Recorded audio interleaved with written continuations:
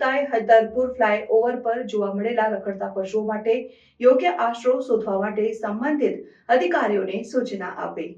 આ નિર્ણય શાલીમાર બાગ વિસ્તારમાં નાગરિક સમસ્યાઓના ઉકેલ માટેના તેમના વ્યાપક પ્રયાસોનો ભાગ છે।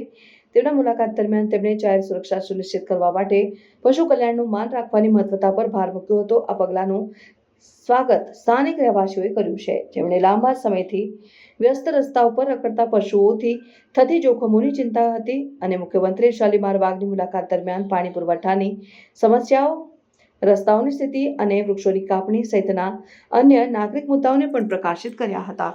તેમણે રહેવાસીઓને ખાતરી આપી કે તેમની સરકાર આ સમસ્યાઓને ઝડપથી ઉકેલવા માટે પ્રતિબદ્ધ છે અને રખડતા પશુઓનો મુદ્દો તેમ છતાં ટ્રાફિક અને જાહેર સુરક્ષાને અસર કરવાના કારણે નોંધપાત્ર ધ્યાન આકર્ષિત કરે છે।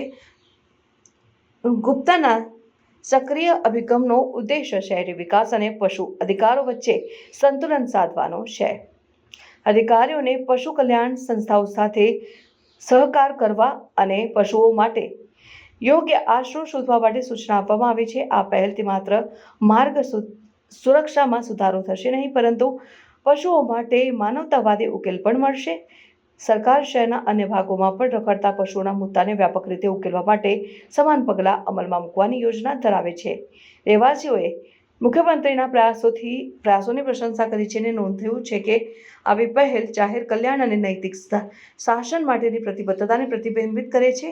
લાંબા સમયથી ચાલી રહેલા નાગરિક મુદ્દાઓના ઉકેલ પર પ્રશાસન ધ્યાન કેન્દ્રિત કરવાથી સમુદાયમાં આશાવાદની ભાવના પ્રેરાઈ છે।